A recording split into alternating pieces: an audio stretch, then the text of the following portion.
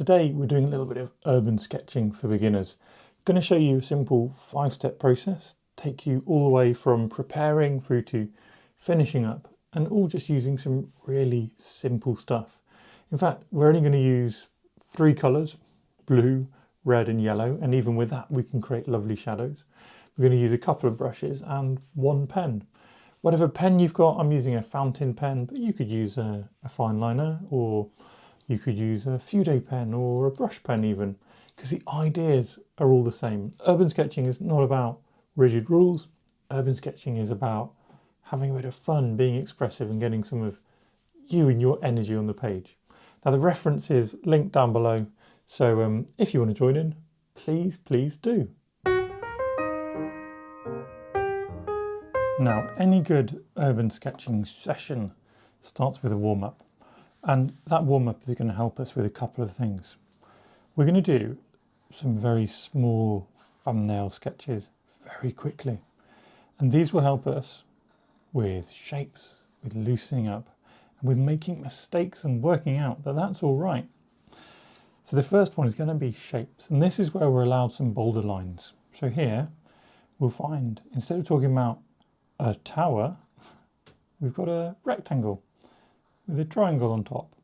It's got a tiny triangle next to it, a tiny rectangle next to it. Underneath it, we've got a rectangle and a triangle, some small rectangles, and that's where we end our scene with some tiny little rectangles over the other side, and a nice bold line coming up here with some quirky perspective going on. Now, perspective is actually in this scene quite a lot, isn't it? And as I draw these lines, well, it can be really scary, kind of perspective. It can sort of freak us out a bit. There is, though, one surefire way to make perspective easy, and that's by using your pen. Put your pen on your reference and find the angle of a roof, and then just cross-check on your actual sketch. Have you got it the right way? And when you sort of do this in your thumbnail, it's also a chance to practice. It doesn't matter if we're getting it wrong, because we can either accept it or edit it. Anyway, these are my first shapes. We're going to do these again, but bigger in a moment. But there's something else important to think about here. These buildings aren't just, if we take our tower, it's not just a rectangle with a triangle on top. There's kind of texture and things going on there. So as we draw our shapes, just be remembering, keep them light, and it doesn't matter if we make a couple of mistakes. If I go off over here by accident, if I've kept this all nice and light, what we'll be able to do in the sort of second step of our sketching is come back with a slightly bolder line, and we'll kind of collect all these shapes. So this is why when I'm saying keep it light, don't worry about it being loose, don't worry about it being wrong. What we're going to be able to do is just find what's working and recapture it in the second stage. With that in mind, after just working out your shapes, the next thing I'd love you to do in the final bit of our warm-up is some really quick sketching. So this time, all in one line, we're going to just find our triangle, our rectangle next to it. We'll just do our best guess of what's going on with the perspective. It's useful to work out what we get right, what we get wrong when we're just going for it,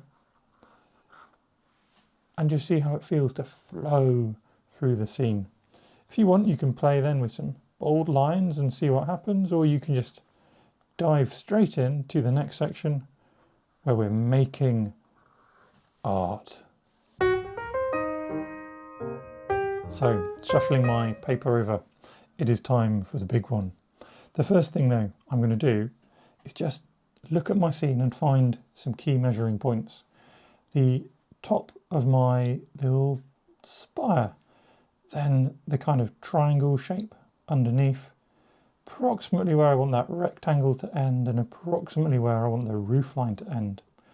If I have those key points in the tallest and most important objects in my scene, I've got some kind of guide to work with when I then just dive in. And what we're now doing, diving in with that light and loose line, We're not worrying if it goes a bit off. We are just keeping it gentle and playful. That's the aspiration that I'm aiming for. Little triangle to the side, little rectangle to the side here. And before you know it, we've hit this roof line. Going to come along, get the kind of triangle of that roof, and the little bit that comes down here. And look, we've got this sort of crenellated top coming along, but we can simplify that out. We've got our angle. We've checked that before. We can then just simplify out some of these extra details which don't matter. I'm confused why there's a little crenellated edge, so I don't need it in my scene. Equally, if you want it, by all means, pop that in your scene. There's, I'm sure, a lot of fun to be had if you think it will suit your style, if you think it will suit what you want on your page. Coming down, we sort of get to here. We've got just the top of a couple of doorways.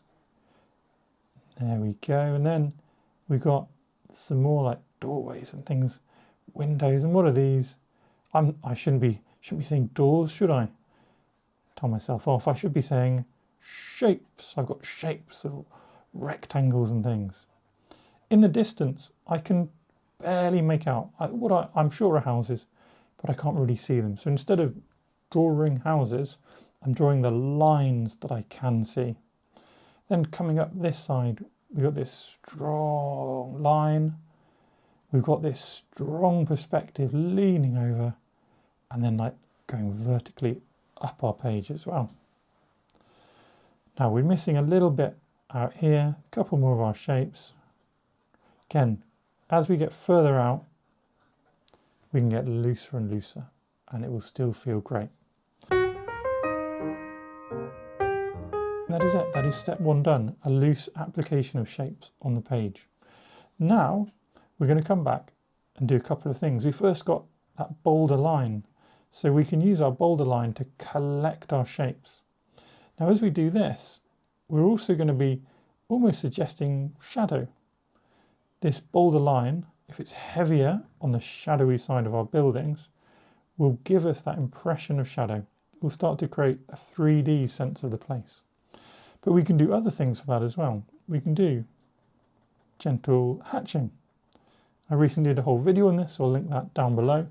But hatching is a really useful skill to play with and practice. We can also add in more texture. So on the roof, we can suggest little roof textures. And a bit like hatching, this will also build up that sense of light and dark, as well as a bit more just interest in the scene. Then, in our window shapes, we could decide they're going to be punches of contrast. So, using bold marks, we can actually turn them to be almost black. And that will give us an extra punch to our scene. On this side of the building, we've got a lot of shadow, so I'm doing some simple hatching. Up here, this line, it kind of frames our scene, doesn't it? So I'm going to have it as a nice, bold, framing edge to our scene. Same with this one. And maybe look at these windows, again, really steep. Does it matter if we get them exactly right? I don't think so. But if we just kind of check some angles, we can make sure we get them to feel about right and feel that kind of quirky perspective coming in. And we're almost there as well with this. A couple more slightly bolder lines over here. Coming down here again, we can do a little bit of hatching to separate out these two buildings. Get some hatching under here to show this is an overlapping like lip to the building, not just a little line. Maybe these windows, I was going to hatch them, but maybe they should be nice and bold as well. And the same treatment for this overlap. And there we go, nice and simple. If we wanted, we could now apply, and notice I haven't done it yet, but we can now apply the bottom edge to the buildings. And why haven't I done this yet? Because too often people will draw a rigid line all the way across the bottom, but it's broken up. Each doorway lifts the line a bit. Each sort of broken brick changes that line. And if you set that line too early, it always looks silly. So I leave it till about now to kind of start adding something to the bottom edge of my scene. Now, how do we feel about this? I think it's going all right. Nice and simple, nice and loose. And that is kind of the message for today.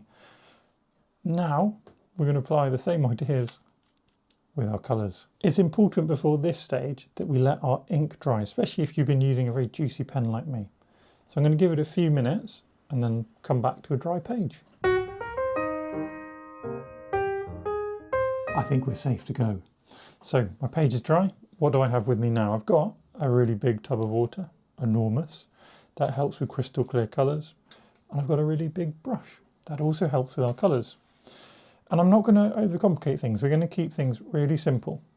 So the starting point is going to be blue. We've got a nice bright sky. I'm going to pre-wet the page a bit to stop me from painting by numbers. If I have pre-wet page, and maybe we drag that water all the way down through our scene, just give this a go on. Then what will happen is those colours will move. We won't be able to control them. We won't be able to be too neat. And that's wonderfully freeing. So in that water, I'm now getting a nice watery bit of blue. And that blue I'm going to probably bring to a couple of other places where I haven't pre-wet it. Do some taps into the sky as well. But I'm not going to fill the whole sky. I'm going to leave it so we've got some space. That doesn't mean I have to leave it with the first thing I do. I can move that sky around a little bit more. I can bring it neatly down, and I can keep touching in little bits if I want. I can even find another blue, like I've got a bit of Cobalt Turquoise here to add to my first blue, and splash in some water. But soon enough we need to stop fiddling and move on. Now these buildings are mostly white, but they have shadow underneath. So a nice way to make a shadow is a mix of either blue and orange, or how do you make orange? You make it with yellow and red. So what we can do, we can use primary colours, blue, yellow, and a little bit of red, and we'll end up with a kind of neutral shadow colour. Look at that, simple as that. If you mix all your primary colours together, and we're just going to focus on those primary colours today, you'll end up with a sort of varied, interesting neutral. Look at that, we can just add that in to start building our shadows. Now, the sharp-eyed amongst you may notice there's a lot going on this page. So I'm only going to do one more thing before I leave it to dry. That is add some of these lovely reds. So we've got this red running through, for example, these shadows and this roof. And I'll find a little bit more red in there, I think. A little bit more red. Just in this doorway. And then we'll leave it be. We'll leave that be to dry. The challenge is, in all of these things, not overworking it. Understanding the ink, the watercolour will do a lot of the work for you if you leave it nice and simple. Top tip, if you are looking for something to do whilst that page is drying, just try a different kind of colour scheme on your other thumbnails. You'll find it doesn't actually matter which colours we use. If we're quite loose and free with it, so I'm going to use a strong kind of purple for my sky, for example, actually the scene will look interesting. So although we put a bit of thought into these colours, we didn't need to. It was all wasted mental energy because we could just splitter and splatter any old nonsense on, and we'll end up with something which actually just works anyway.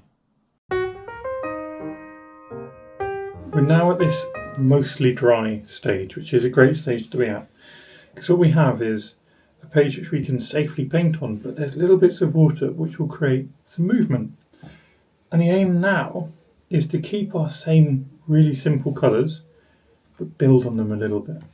So for example, I'm going to take this bold red, add a little bit of blue, and we get a richer colour where we can kind of start perhaps deepening in a few places our colours, leaving some of that light shining through. But yeah, look, we can create a kind of richer tone, and we can also just drop in some of that neat pinky red as well. Now, underneath here, our shadows are soft and gentle, suggestive rather than deep. So we can now, if we mix a much richer shadow colour, and that's just using our three primary colours, remember, nothing more complex than that. Eventually, with those three colours, we get a nice balance, and we can create ourselves a bolder shadow coming under all of here. And that bolder shadow, hopefully, will just give the scene a little more oomph, a little bit more punch to it. You can add in some new shadows over here as well, little bits in and around our all-important tower. And maybe the one thing we haven't lifted is some brights. So here, using that yellow, we can find like a suggestion of light. It's little splatters of yellow. Just lift the scene, make it a little bit more interesting. A few more splatters, and really we're kind of moving on now to those little finishing touches. And the finishing touches are those bits where we're just adding tiny things in. Now that might, on a wet page, be moving to an even smaller brush and just fiddling a bit with the colours, getting them to move around and sort of placing them exactly where I want. That might be adding a new area of colour, but not too much, just small touches here and there, perhaps little textures and marks in the foreground, perhaps. And splatters are a real favourite of mine for adding in that last minute drama. Now the other thing it might involve is a bit more ink. If you found that your lines had faded a bit, gone behind the colour, you might just bring in some more details. For me, I think we've got plenty of ink on the page, so I'm going to sign it and call it done. Thanks so much for watching. Hope you enjoyed that. If you did, you might want to try out my free course. There's a link in the description below. And you never know what might happen if you do a few days of little ink and watercolor challenges and get your, well, sketching artistic journey started. Either way, I would love you to subscribe here. Let me know how this went for you in a comment, and I'll see you in the next one.